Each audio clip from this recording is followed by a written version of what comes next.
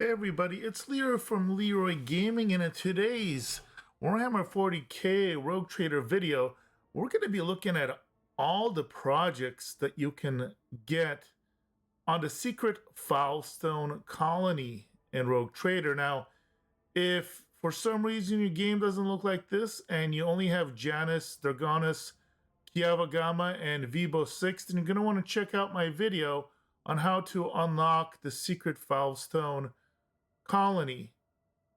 Now, I want to point out that when you get this colony in Act 2, you're only going to get access to a certain amount of the projects. You're not going to get to see all of them until Act 4. So I am here to show every single one of them for you because there are certain ones that have prerequisites. And if you want to fully plan out what choices you're going to pick from the very beginning so you can kind of min-max certain results and certain buffs, well, this is the video for you. So let's go ahead and take a look at things from the very beginning. Now I'm going to be going over all of these ranks and kind of mentioning when they have specifically mutually exclusive benefits, but I'm not going to be reading all the text so that this video doesn't get too crazy long, but I'll make sure to show all the rewards. So at rank 1, you're going to have 3 different mutually exclusive options. Here's your first option. Big thing here is you're going to get some Drusian's rep and this weapon, the Infernical. Or you can choose the High Throne. And the big difference here is you're going to get this buff, the Emperor's Retribution. Or you can pick the Celestial Protector.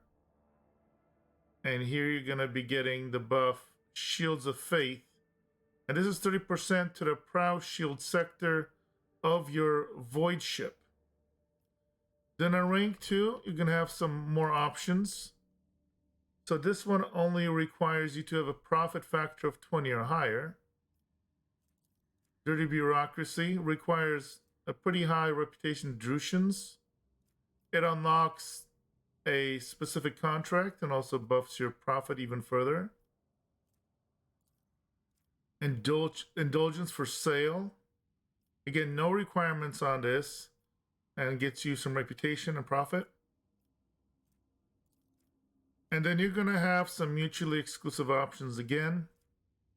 This option is mutually exclusive with Cemetery of the Faithful. Need a decently high reputation of explorators. Again, as a reward, of course, get more reputation with them. And this item right here.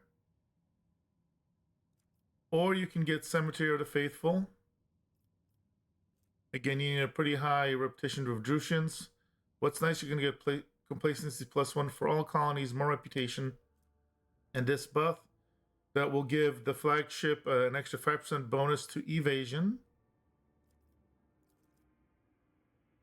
You also, if you have a dogmatic conviction, you're going to be able to get Thousand-Faced Relic, which will give your dogmatic ranking even more of an increase. And this buff, where all allies increase their wounds, which again is your max health, by Lore Imperium divided by 15. It's very important. This is based off your main character's Lore Imperium divided by 15. So this won't be that good if your Lore Imperium kind of sucks. Then you have Bonfires of Righteousness, and again, this will be mutually exclusive of Good Tidings. It's got some a diverse amount of requirements for this, including you got to get your stats pretty high. And you're going to get this sword here. Pretty interesting, unique sword. If the wielder kills an enemy with charge, the ability has no cooldown. That's pretty cool. The damage is insane, but definitely a unique ability. And in Good Tidings, has +2 complacency for all colonies. That's very powerful. And also the buff is really quite good. All allies gain plus 3 times your ally's dogmatic rank percent critical hit chance. So that's really solid. Then rank 3, you're going to have 3 different options, and they are mutually exclusive again. So this option requires you to have 12,000 Imperial Navy, and also a good amount of resources are required for this one. But then you're gonna get a huge amount buffed to complacency +8, good retributions, good profit, and an accuser of sin. This item is pretty nice. The charge ability grants additional damage equal to the wearer's WP bonus against demons and Xenos. It's situational, but quite good. Crusade is the second option, and it does require that you also have had previously picked Bonfires of Righteousness. This is again why you want to make sure you know this before you plan, so you don't miss out on this if this is what you wanted. And again, the rewards are pretty extensive here. So first you get the buff, Guidance of Astronomicon. Rogue Trader gains +10 bonus to all characteristics during warp encounter battles. Situational, but decent. And Rogue Trader and their allies gain +20% damage against demons. Again, later on in the game, I'm going to fight more and more demons, so that's really powerful. +3 security on all colonies. And your third option is Shrine. And it's important that the following project must be completed in a colony. Good tidings. So again, mutually exclusive option here. Blocks the other two options. You got to have a profit factor of at least 50. Pretty high requirements. And the two rarest, Adamantine and Foulstone, for each of those. So quite expensive, but you're going to get a bunch of buffs to this colony and a Hammer of Epiphany, which is pretty solid. Then we get to rank 4. Rank 4, we got False Wonders.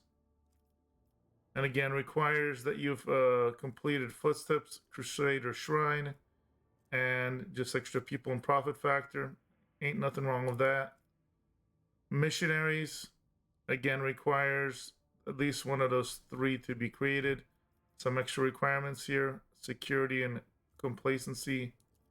Holy Ammunition does require over 50,230 reputation of traditions, in addition to the previous projects been done here. It just gives you +7 weapons. That's a really high requirement for just some weapons. Lightbringer, again, check out the requirements here. I love it whenever they have buffs for all colonies, so get your security really high and a big boost to Imperial Navy reputation. And then Crucible, again, pretty high requirements here for this one, but again, huge benefits. And Holy Man grants +10% damage for 2 turns, 20% temporary wounds when a character uses their origin ability. So that's pretty cool. And remember, origin abilities are the abilities you can only use once per combat, but again, it's a nice little boost. And then finally, we have rank 5. There's going to be 3 options, and they're all going to be mutually exclusive. The first one, Holy Defenders. Here are the additional requirements. Pretty light, to be honest. Huge +4 complacency to all colonies. Really big +5 factor, profit factor, and potentially, arguably, one of the best, if not the best armor in the game. When it comes to heavy armor, rather. Nice big armor deflection, huge armor percentage, really nice buff here. So, and if you have high coercion, you can get this even bigger deflection. That's really powerful.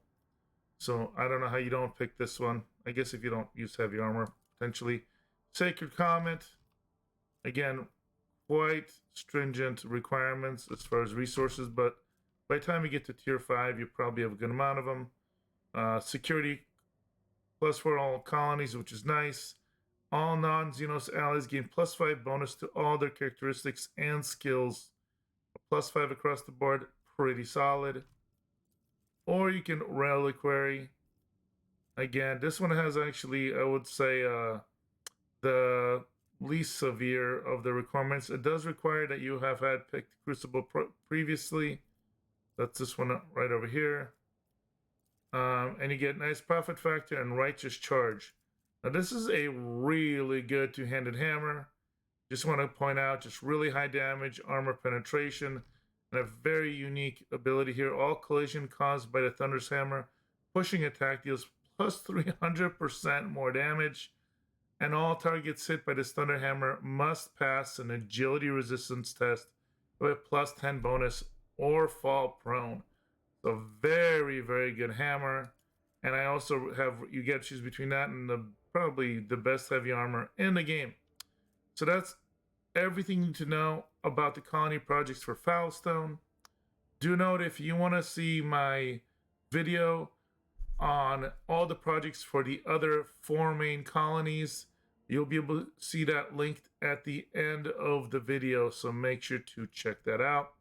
Hope you guys found this helpful. If you did, make sure to drop a like, subscribe for more RPG content and more Rogue Trader content. I'll be coming out with some character builds very, very shortly, so look forward to those.